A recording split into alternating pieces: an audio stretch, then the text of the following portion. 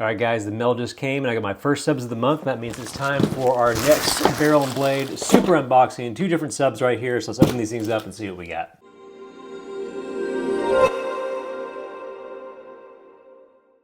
What's up, guys? Eric here with ATHOME in the Future, and I'm back with another barrel and blade super unboxing. We have their regular monthly subscription and their Knife of the Month club, and as always, we're going to start out with our regular monthly box here. So if you're unfamiliar with the subscription, it comes in two different flavors. There's a level 1 box and a level 2. Level 2 is about $100 a month, level 1's $50.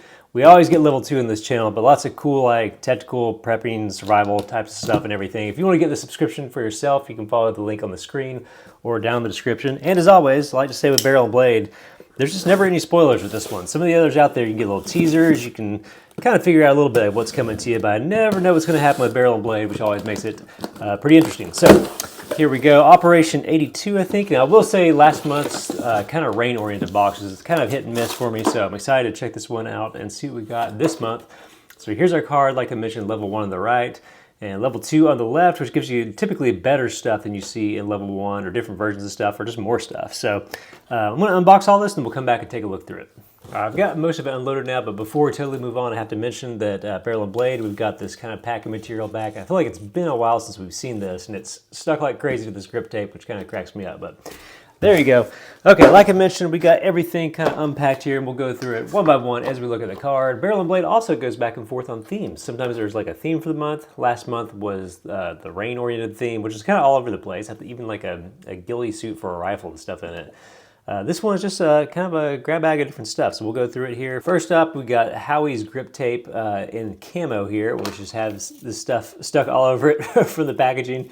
Maybe a little bit unusual not to have it like in some sort of like plastic or something like that, but like what it says in the tin. We got some grippy tape to wrap around stuff and give you a little bit more purchase on whatever it may be. Where I use grip tape the most is actually just on like workout gear and stuff, like dumbbells or pull-up bars and that sort of thing. Kind of nice. This is obviously meant probably for more tactical purposes. And I'll say it definitely has more of a cloth feel to it. I can see maybe when you stretch it, it feels a little bit more grippy. Let's see. Doesn't really stretch a whole lot. I mean, I'm sure just by nature of like layering this over and over, you probably get a little bit of grip, but plenty sticky, but not as grippy as I'd expect. Sometimes you'll get that kind of tacky feeling to it. Worth $6. It says this is a poly and cotton blended cloth. It's moisture wicking. It makes a huge difference if you're shooting near hot or humid areas. That's really the intention there. So useful to have, throw on your workbench. There you go. So next up from Cyclops is the Hades Horizon Headlamp. So I've had a few things from Cyclops recently, and this has nothing to do with the quality of the product, but oh my gosh, man, I hate this sort of clamshell packaging. It is just a raging butthole to open, especially when you unbox stuff on YouTube. This thing's worth 45 bucks. Looks like it has a few different lighting element things on that. Let's see if the magic of editing, if I can get this open, if we can take a look at it. All right, so I've sliced down the side and pried out what I could here. It looks like we do have the actual head strap itself along with a kind of a magnetic charging system. It looks a lot like Olights, to be honest. But we have this dual emitter kind of headlamp thing here, which is always kind of a strange approach for me for headlamps. I know there's a lot of innovation people try to put in this space. This feels more like something you'd take off this clip and use it just like a normal flashlight. Let's see if we can just cycle through modes. That is very bright. I think it said 500 lumens there. Looks like there's a few different modes. Okay, I do like the kind of wide floodlighty thing, which is actually, if you're at camp, the sort of floodlight light is the best. If you're actually hiking and stuff, I guess you probably want to switch through the other mode and use your longer throw light there. But yeah, I do like that. Oh, it does have a red mode. I guess if you click through fast enough. Got a bunch of different stuff. Let's check this out in the back. Yeah, cool. So I got another one of these recently, I think in another subscription box, and it was like 2,000 lumens, which is insane for a headlamp. So 500 is plenty bright and plenty useful. I actually kind of like this one more just because it's smaller. The other one was pretty giant. So there you go from Cyclops, the Hades. Hades must refer to the packaging. Gosh, I hate that type of packaging. There we go. Next up, we have a lens cleaning pen, which is just one of these bad boys right here. And you know what? This is so simple. I'm not even going to take this out of the thing. It's just one of those things you click it forward to push out the little brush, and you can, if you got binoculars or a scope or something like that, you're trying to take good care of. These are useful for that. This is definitely just a quick value add thing, worth $6. We'll just move on past that one pretty quick, but there you go. If you want one, you got one now. Next up, so from Laserface, some SOCOM sunglasses, shooting glasses, which are Z87 rated, worth $60. All right, so these look like pretty heavy duty Sunglasses slash safety glasses, which could be interesting. I'm curious to see, they almost feel like kind of old style big sunglasses. Huh. Not necessarily what I expected. All right, so interesting. So you have kind of this sunglass type thing here that's a little bit on trend right now. Like Vipers and a few other brands, I feel like this kind of giant sunglass is kind of coming back in style a little bit, but safety rated and everything too. We've got nice fill-in frames, big thick nose pad there, and I think that goes over your forehead. I just threw them on, which you're not gonna see, but they are extremely clear and have a wide field of view, which is nice for this sort of thing. So all right, if you're doing anything that requires both sun protection and kind of safety goggle-esque protection too, you actually have kind of a stylish solution for that. that's cool to see. I don't know, I've received a bunch of different types of safety gear glasses over the years in these types of boxes. And those are actually, you know, pretty cool. I'm gonna give those high marks. So neat. So those are from, I guess, Heatwave or Laserface. I think Laserface may be the brand, Heatwave, maybe the company that makes them. I don't know, but there you go. Good to have those. Let's see, from, I'm not sure what brand here. We have a lockable concealed carry case. It's got lockable zippers. Let me take it out of the plastic real quick. So there we go. Kind of looks like a typical maybe EDC bag. Looks like a medical case there. All right, so they make a big deal out of these lockable zippers. So you got that little pass through there. So you can put a little lock. The thing is though, if you're putting any sort of lock that matches that going through these things, those just aren't substantial locks. That's more security theater than anything else. But I think this is designed to house a pistol. Yeah, so you got like magazine holsters and some hook and loop and all sorts of stuff in here to keep things pliable and safe. This is definitely kind of disguised as a med kit, which is funny. So I guess if somebody was raiding a car, even if you had this inside of a lockbox, if they're digging through stuff to take quick, people typically don't try to pick up Band-Aids and ibuprofen. So this is cool. It's like a decoy type thing. I'm pretty sure it was Barrel and Blade ages ago. They've sent several kind of decoy products, if I'm remembering right. My favorite one, it looked like it was like road flares, like a big triangle case that was also designed for the same purpose. So interesting. If you're into that sort of thing, you'll dig this. If not, give it to somebody who is. That's a pretty cool pouch. It's got, you know, nice kind of faux molly here on the outside and everything. So you may be able to find some other use for it too, if that's not your thing, but cool. There you go. Definitely on the tactical side of things. And last but not least, we do have a blade this month. They kind of skimped on the blades, I feel like, in the boxes the last few months. So from Gerber, we have the Curve multi-tool, which is hilariously tiny, but also kind of neat. I like these. Sometimes these really itty-bitty multi-tools can be some of the best ones. So the same sort of packaging, maybe not as terrible as this one. I think we can probably cut through here pretty quick. Let's take a look at this thing.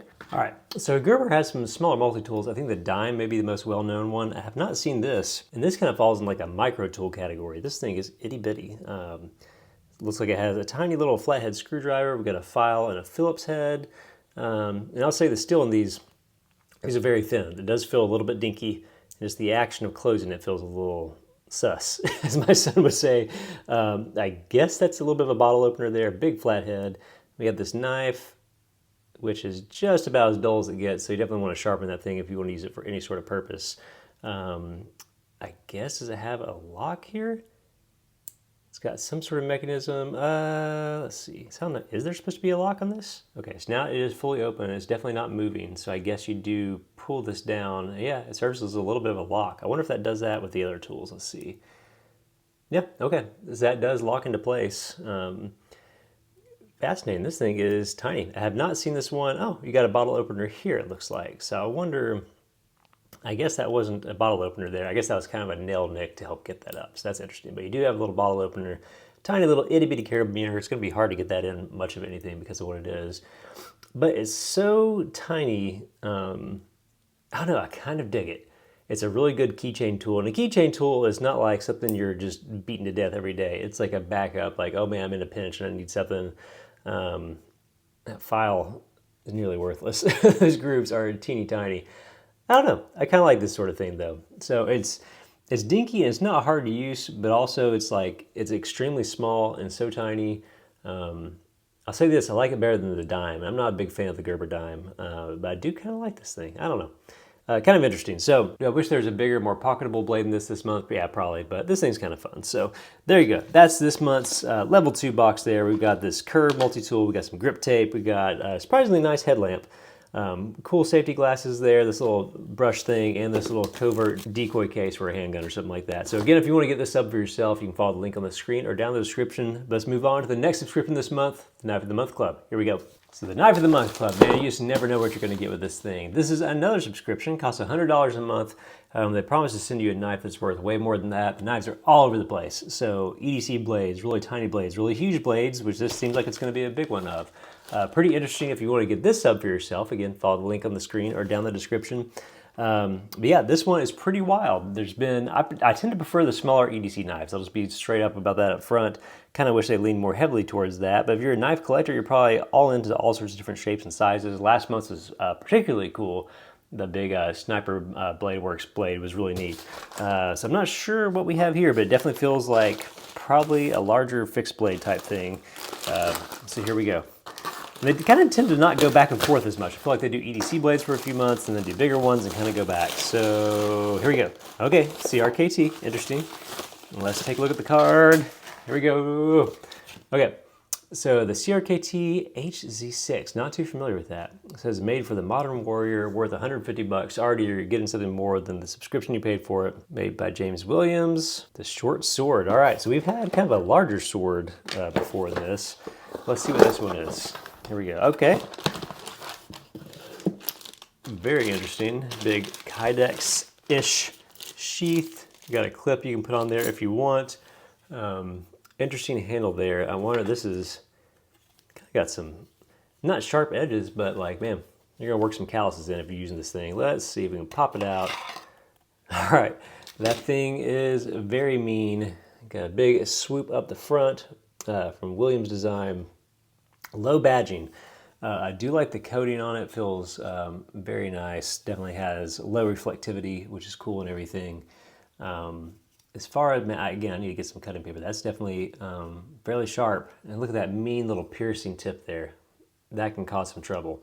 Very grippy in hand. I'll tell you from first, just kind of running my fingers along it. It does have some pretty distinct edges, but that results in a really confident grip in that, which is nice. Kind of distinctive X patterning going down the side. It does appear, I can't tell, I think that's full tang all the way down. I can't tell if that blends in to the handle or not. Interesting. So for me, this is more of a showpiece kind of blade, something for collection, a little bit more than it is something I'm gonna get out there and use.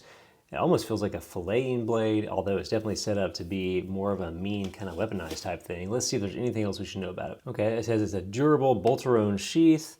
It's got a nice black coating on there. It is full tang, it's good to know. G10 on the handle scales and everything. So here's what's interesting. It says, hailing from the 8th century, the original Hira Zakuri style blade was first popularized in daggers and utilized as a powerful short sword for survival and everyday use. It's interesting. So obviously you could see the defensive or offensive purposes of this thing. Again, I could see it also being used for just doing maybe some common tasks and stuff. But for the modern collector, to me, again, I don't feel like this is a fire pit style blade. I feel like this is a collection kind of blade and very cool still. But it may be divisive depending on what kind of knife guy you are. Like I said, I tend to be more of an EDC guy, so I'm looking for something more like a bug out or something like that to carry in my pocket every day that I can really enjoy. But this may be totally up your alley, very cool. And if it's not, again, the value in these is so high, it's pretty easy to flip or trade into something you really dig and just wait on them for next month. So cool, there you go. So that's this month's blade, the CRKT HZ6, worth 150 bucks. Really nice sheath there, really cool blade that you may or may not be super into. So there you go. That is this month's Knife of the Month Club, Barrel and Blade. If you want to get the subscription for yourself, you can follow the link on the screen or down in the description. But yeah, very cool sub. Always interesting. Never know what you're going to get with this thing. So that is it for this month's super unboxing. As always, I hope you dug this video. Be sure to hit the like button if you did. It helps the channel out a ton. And subscribe if you want to see more stuff like this. I'll see you next time.